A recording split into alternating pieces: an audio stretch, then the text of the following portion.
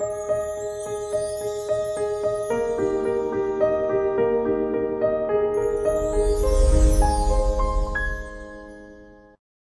عليكم. كنتمنى انكم تكونوا بخير وعلى خير وانتم كتشاهدوا هذا الفيديو.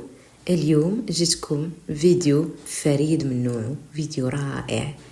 بغيت اي وحده فيكم الا كنتي دابا حاسه براسك ضايعه، حاسه براسك تالفه، ما عارفاش شنو بغيتي، ما عارفاش فين غاديه، كتفيقي كديري مسؤولياتك ولكن من الداخل ديالك حاسه بواحد الفراغ، بغيتك تبقاي معايا حتى الاخر ديال هذا الفيديو. بطبيعه الحال ما غاديش نقول لك غير كوني قويه ولا حبي راسك، غادي نعطيك خطوات واضحه خطوه بخطوه باش تبداي ترجعي لراسك من جديد. وخذوا مني هاد النصيحه هذه وخليوها حلقه في ودنيكم. ما خاصكمش تبداو تصلحوا حياتكم كامله في نهار واحد، دائما خاصك غير تعرفي شنو هي الخطوه الاولى والخطوه اللي تابعها، وتبقاي غادي درجه بدرجه درجه بدرجه حتى تعاودي ترجعي لحياتك وتكوني احسن نسخه من نفسك. مستعدين نبداو الخطوه الاولى؟ قبل ما نبداو نخليكم مع هذا الفيديو الاعلاني على واحد التحدي جديد غادي نبداه ان شاء الله، اللي هي رحله الامتنان. شوفوا هذا الفيديو ونبداو الخطوات ديالنا على بركه الله. واش عمرك تخيلتي أن 7 أيام فقط يقدروا يبدلوا نظرتك للحياة، يفتحوا لك باب الرزق ويخليوك تعيشي بامتنان ووعي كبر؟ فتحدي رحلة الامتنان غادي تعلمي كيفاش تطوري حياتك وتكتشفي قوة الامتنان في الرزق، في الزواج والأبناء، في العمل والنجاح، وحتى في المال والبركة. إلا بغيتي تبدأي رحلة جديدة مع راسك وتفتحي باب الرزق في حياتك، انضمي لينا في رحلة الامتنان. تواصلي معايا دابا على الانستغرام fatisly96. اللي بغى يشارك في هذه الرحله ديال الامتنان واللي بغى تفاصيل اكثر على هذه الرحله هذه، تواصلوا معايا على الانستغرام، انا مخليها لكم هنايا على الشاشه. نكملوا الموضوع ديالنا. اول خطوه اللي خاصك ديري ملي كتحسي براسك تالفه، كتحسي براسك ضايعه، كتحسي بواحد الفراغ من الداخل وما عارفاش اشنو ديري، اول خطوه هي وقفي كل شيء غير واحد شويه. شنو كنعني بهاد الهضره هذه؟ ملي كتحسي براسك ماشي هي هادي، كتحسي براسك تالفه ضايعه، ما تزيديش تجري، حيت بعض المرات ملي كتكون المراه ضايعه كدير العكس تماما، كتحاول تزيد تخدم، كتحاول تزيد تفرج في فيديوهات اللي غادي يحمسوها، كتحاول انها تزيد تقلب على نصائح، كتزيد تقارن راسها بالناس، كتبقى تقلب في انستغرام طالعه هابطه، كتشوف هذه تزوجت وانا مازال ما تزوجتش، كتشوف وحده دارت مشروع وانا مازال ما درتوش، كتشوف وحده سافرات وانا مازال ما سافرتش وما عمري ما سافرتش، كتشوف وحده ولات كتبان زوينه ولاو عندها الفلوس وكتقول انا باقا في بلاصتي.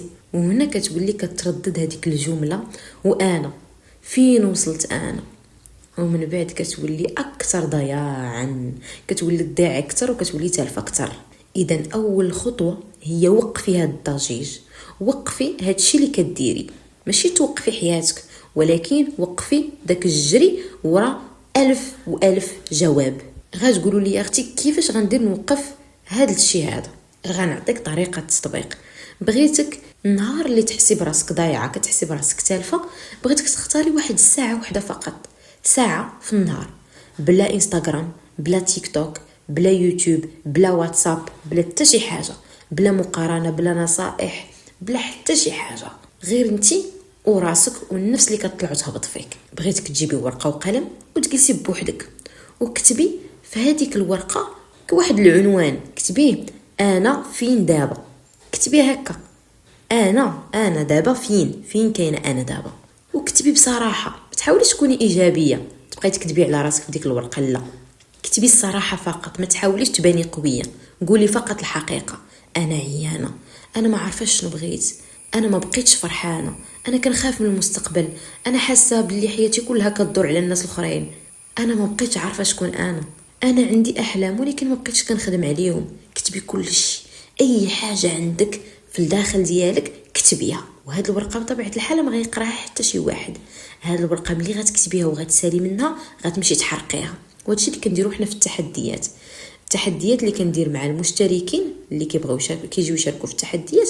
هاد الخطوه ضروريه كندوزو منها، ديال كتكتبي كنفرغوا اول حاجه، كنفرغوا ما هو سلبي باش كنخويو من الداخل ديالنا وباش نخليو الحاجه الايجابيه تدخل. واللي بغى يشارك في التحديات يقدر يتواصل معايا على انستغرام. راه كاينين بزاف ديال التحديات اللي اي تحدي كتدخلي ليه كتخرجي منه انسانه جديده، كتخرجي منه انسانه عارفه شنو بغيتي من الحياه، كتخرجي منه انسانه عارفه كيفاش تحقق الاهداف ديالها وشنو هما هاد الاهداف. كنخدموا عليك كلك، على الجمال ديالك، على المستقبل ديالك، على العقل ديالك، على الجيب ديالك، على اي حاجه متعلقه بيك نتيا كنخدموا عليها. دونك اللي بغات تشارك في اي تحدي تقدر تواصل معايا. هاد التحديات راه شحال من واحد كيكون خاطئ ما كلشي كتكون مسجله. هاد التحديات اللي كندير معكم انا راه كتفيقي في الصباح كتلقايني مصيفطه ليك اشنو خصك ديري، التمارين اللي خصك ديري في العشيه، كيخصك كنصيفط لك التمارين اللي خصك ديري، وكيخصك نتيا تصيفطي لي دليل بانك طبقتي هذوك التمارين. يعني كتكون واحد المتابعه يوميه، واحد الدعم يومي، واحد التحفيز يومي لمده 21 يوم على حسب من تحدي غادي تختاري انت. او لا مثلا تحدي الانوثه لمده 15 يوم، او لا تحدي التخلص من التفكير الزائد لمده 14 يوم، مفهوم؟ او لا هاد رحله الامتنان اللي هضرت عليها في الاول ديال الفيديو فيها 7 ايام ان شاء الله. دونك هنا كيف قلت لكم كتاخدي هاد الورقه كتكتبي فيها اي حاجه كتحسي بها في الداخل ديالك، ثم ملي كتسالي من الورقه غتمشي غتحرقيها. علاش خاصنا نكتبوا هاد الورقه؟ هاد الورقه غير باش تعرفي فين واقفه، شنو هي الحاجه اللي مخلياك عيانه ومخلياك كتحسي بحال هكا وكتخليك تالفه وضايعه وما عارفه شنو باغا ديري. حيت مستحيل مستحيل مستحيل تبني واحد الطريق اللي هو جديد وانتي ما عارفاش اصلا اشنو بيك ولا منين تبداي ولا اشنو الطريق اللي خاصك تتبعي. دونك هذه هي الخطوه الاولى. الخطوه الثانيه فرقي ما بين انا ضايعه وانا عيانه. هذا الفرق راه مهم بزاف. بعض المرات كتقولي انا ضايعه انا تالفه، ولكن الحقيقه غير نتيا الجسد ديالك عيان، الجسد ديالك عيا من المسؤوليات، عيا من التفكير، عيا من المشاكل، عيانه من انك دائما تكوني قويه، عيانه من انك دائما كتراعي الناس كاملين وما كتراعيش لراسك، عيانه من انك ما عندكش وقت لراسك. مثلا واحد المراه كتفيق في الصباح كتوجد الفطور، كتوجد لوليداتها، كتمشي للخدمه، دير الشقه كامل، كتنظف، كطيب، كلشي كديرو. اللي عيط ليها كتجاوبو، اللي عنده شي مشكل كتحلو ليه. كيسالي النهار كتدخل للفراش ومن بعد كتقول ما عنديش الشغف، مشى الشغف، ما عارفاش شنو بغيت. يمكن ما محتاجاش نتيا اصلا هذاك الشغف وداك الحماس، لا، يمكن محتاجه فقط ترتاحي. يعني في هذه الحاله هذه انتي ماشي ضايعه ماشي تالفه، انتي فقط مستنزفه. والا كنتي مستنزفه عفوا، اول مشروع ديالك، اول حاجه خاصك ديريها في حياتك ماشي هي تبدلي حياتك، لا، اول حاجه خاصك ديريها هي ترجعي الطاقه ديالك، لانه ديك الطاقه استنزفات. خصني نرجع الطاقه ديالي. كيفاش غنرجع الطاقه ديالي؟ بغيتكم عافاكم دائما تفرقوا ما بين انا ضايعه وانا عيانه باش تعرفوا. سولي راسك واش انا ضايعه فعلا ولا كنحس براسي غير عيانه، كنحس براسي مشات الطاقه ديالي. دونك باش نعاود نرجع الطاقه هذه كندير جوج ديال الحوايج. اول حاجه اللي كندير هي كنختار واحد 3 ديال الحوايج كنقصهم من اليوميه ديالي، اولا كنقص واحد 3 ديال المسؤوليات. مثلا تنقصي من هذاك الاحتكاك مع واحد الشخص اللي كيستنزفك، يا راجلك يا شي حد من العائله يا اي شخص كيف ما بغى يكون، ما تبقايش تحتكي مع هذاك الشخص هذا، بعدي عليه. نقصي من السهر، ما تبقاوش تسهروا، نعسي بكري، لانه السهر كيعطي واحد العيا خطير خطير خطير خطير جدا. وملي كنقول انك تسهري حاولوا انكم تنعسوا جوايه العشرة ونص، يلا كيديك النعاس ل11 راكي دخلتي في النوم العميق. وفيقي وقت ما بغيتي، ما عندناش مشكل، فقتي حتى مع 4 راكي نعستي النوم الكافي، فيقي مع 6 مزيان راكي نعستي النوم الكافي. راه ماشي بعدد الساعات اللي كتنعسي، راه زعما انا غادي نعس مثلا من الوحده ديال الليل حتى ل 12 ديال الصباح، لا، راه لا ماشي بالعدد ديال الساعات يعني غادي تاخدي واحد النوم اللي هو كافي ونوم عميق، لا، راه الاهميه ديال النوم كاينه في الوقت اللي نعستي فيه. يعني خصني نعس بكري باش نستافد انا من هذاك النعاس، باش نستافد من الليل، باش الهرمونات ديال السعاده، الهرمونات ديال النشاط، الطاقه ديالي كتطلع، مفهوم؟ وهاد الهرمونات كيتفرزوا بشكل اللي هو صحيح. تاني حاجه اولا ثالث حاجه، نقصي من هذاك السكرولين، طالعه هابطه في التليفون، داخله اليوتيوب بقى طالعه هابطه، داخله الانستغرام طالعه هابطه، دخلت للتيك توك طالعه هابطه. هذا كيشكل واحد المشكل اللي هو كبير. هاد القضيه ديال طالعه هابطه كيعياو عينيك، يعياو كتافك، كتعيا النفسيه ديالك، كتبقاي تشوفي هذه ولات زوينه، هذه شرات الطوموبيل، هذه شرات الدار، هذه كل وحده شنو دارت، هذه ولدات، هذه تزوجات. حتى النفسيه ديالك كتعيا، كتضيعي وقتك والنفسيه ديالك كتعيا بزاف، يعني الطاقه ديالك غادي تنزل، وهذه حاجه اللي عاديه. ثم نقصي من الالتزامات اللي ماشي ضروريه. اي حاجه ماشي ضروريه تخمال، شي حاجه اللي غادي تعييك مثلا نقدر نديرها واحد النهار واحد اخر، ندير هذاك النهار الاخر ماشي مشكل. ناخذ الراحه ديالي انايا، كنحس براسي عيانه ناخذ واحد القسط من الراحه. هذه اول حاجه كنديروها، هي كنقصوا من هاد الحوايج اللي كتستنزفنا، اللي كتعيينا.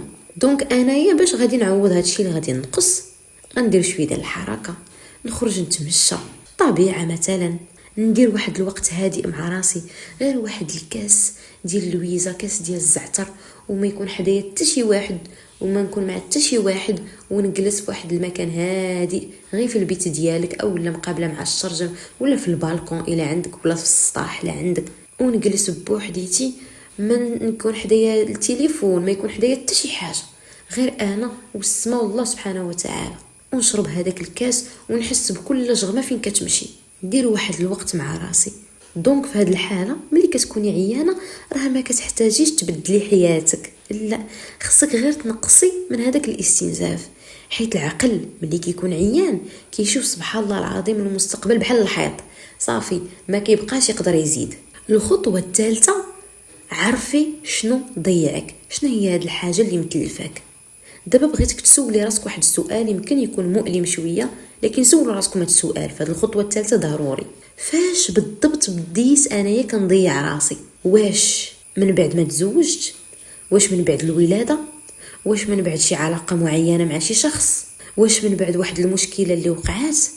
واش من بعد ما وليت كنعيش غير باش نرضي الناس؟ واش من بعد ما وليت كنقارن راسي بالناس، ولا كنقارن راسي بواحد الانسانه بالضبط؟ واش من بعد ما فشل ليا شي مشروع؟ واش من بعد ما كنت كنحلم بواحد الحاجه وتخليت على هذاك الحلم؟ حاولي ترجعي شويه للور، ماشي باش نعيشوا الماضي مره اخرى، ولكن باش تعرفي فين تبدل هذاك المسار، فين نتيا وليتي ضايعه، فين تلفتي، شنو الحاجه اللي خلاتك تدخلي في هذه الدوامه هذه ديال الضياع اولا ديال التلفه. بغيتك تاخدي واحد الورقه وتجاوبي على هذا السؤال هذا اللي سولتك، ثم بغيتك تكتبي واحد 3 ديال الجمل. قبل انا كنت كذا وكذا وكذا وكذا وكذا وكذا، من بعد وقعات هاد الحاجه هذه وكتبي سمي هذيك الحاجه، ومن تما وليت كذا وكذا وكذا وكذا وكذا. انا نعطيكم واحد المثال باش تفهموا. كتكتبوا غير هاد 3 ديال الجمل، قبل كنت، من بعد وما وقع كذا، من تما وليت كذا. انا غادي نعطيكم واحد الجمل، عفوا واحد المثال. مثلا قبل كنت كنحب نتعلم، ولكني من بعد ما تزوجت ولات عندي مسؤوليات كثيره، من تما وليت كنعيش غير باش نرضي الاخرين، وهاد الاخرين اللي هما راجلي ووليداتي. اولا مثلا نعطيكم مثال اخر، قبل كنت واثقه في راسي، ولكن من بعد ما دخلت في واحد العلاقه مع واحد الشخص، وداك الشخص كان كينتقدني باستمرار، من تما وليت كنشك في راسي، ما بقيتش واثقه في راسي. عرفتوا هاد التمرين شنو غيدير؟ غادي يساعدك تفهمي انك نتيا ما تزاديتيش ضايعه. كاين واحد النسخه منك كانت عارفه شكون هي، كاين واحد النسخه منك قبل كانت غاديه في الطريق اولا في المسار صحيح، غير الحياه اللي غطاتها، الحياه اللي خرجتها على هذاك المسار. والهدف ديالنا ماشي نصنعوا انسانه جديده من الصفر، لا، الهدف ديالنا هو نرجعوا نكتشفوا هذيك المراه اللي كانت لداخل ديالك ونعاودوا نرجعوا ليها مره اخرى. الخطوه المواليه، اختاري اتجاه واحد فقط. هنا غادي نوقفوا عند واحد الخط كبير. الا كنتي كتحسي براسك واحد الانسان اللي باغا تصلحي كلشي، باغي تحسني صحتك، باغا تزيدي في الفلوس ديالك، باغا تعلمي شي لغه ولا شي مهاره، باغا تبداي مشروع، باغا تبدلي شخصيتك، باغا تولي منظمه، باغا تقراي، باغا تسافري، باغا تهتمي بالجمال ديالك، وباغا تصلحي العلاقات ديالك، كلشي مره واحده، وشنو هي النتيجه؟ ما كديري والو، غير كتعياي. اذا اختاري اتجاه واحد فقط. كل حاجه اعطيها واحد المده ديال 20 يوم او ديال 30 يوم. مثلا هاد الشهر انا اختاريته باش نبني صحتي، باش نولي انسانه اكثر رشاقه ونولي انسانه اللي صحيه. هاد الشهر مثلا غادي نركز على واحد المهاره غادي نتعلمها ونتقنها، او واحد اللغه نتعلمها ونتقنها. او هاد الشهر غادي نرتب حياتي النفسيه، انا بغيت نولي انسان منظمه وحياتي النفسيه بغيت نخدم عليها. يعني حطي عندك واحد البلانين، حطي عندك واحد الخطه وسيري عليها. غير حاجه وحده لمده 30 يوم، سالي هذيك الحاجه دوزي لحاجه اخرى. وهاد القضيه هذه غادي تدينا للخطوه السابعه، واللي هي اخر خطوه مهمه بزاف. بني واحد الروتين صغير اللي يرجعك لراسك. ما بغيتكش ديري داك الروتين اللي فيه ساعتين، الحاجه نجلس فيها ساعتين، كل حاجه نجلس فيها 3 سوايع وغنديرها غير نهار واحد وصافي مشات هذيك الحاجه. واحد الشهر اخر ولا شهرين اخرى بغيتك ديري روتين ديال 30 دقيقه. هاد 30 دقيقه فيها 10 دقائق حركه، 10 دقائق ديال الهدوء او الكتابه او بهذا الشيء اللي كنت كنهضر لكم عليه، 10 دقائق ديال العمل على الاهداف ديالك او الاحلام ديالك، او لا تعلمي شي لغه. صافي بركه. كل نهار غير 30 دقيقه، كل 10 دقائق اعطيها حاجه، كل 10 دقائق ديري فيها شي حاجه اللي هي مختلفه. شتي غير هاد 30 دقيقه اللي كل 10 دقائق فيها كديري شي حاجه مختلفه، راه كتعطي واحد الرساله للعقل ديالك، رساله مهمه بزاف بلي انت مهمه بالنسبه لنفسك. كتعطي واحد الاهميه لراسك، كتعطي وقت لراسك. وهنا كتبغي عاودي ترجعي من هذاك الضياع، ما كتبقايش ضياعه، ما كتبقايش تالفه، كتعرفي الطريق اللي غادي تشدي، لانه بدا هذاك الاهتمام بالنفس. بديتي كترجعي لراسك، بديتي كتختاري راسك. دابا غنعطيكم واحد الخطه لمده 14 يوم. بغيتكم تجربوا هذه الخطه، هذه خطه رائعه غنعطيها لكم بكل وضوح، كتبوها عندكم. غناخذوا مثلا مده 14 يوم، من النهار الاول حتى النهار الثالث. غادي نخليو هاد الايام نسميوها ايام الهدوء.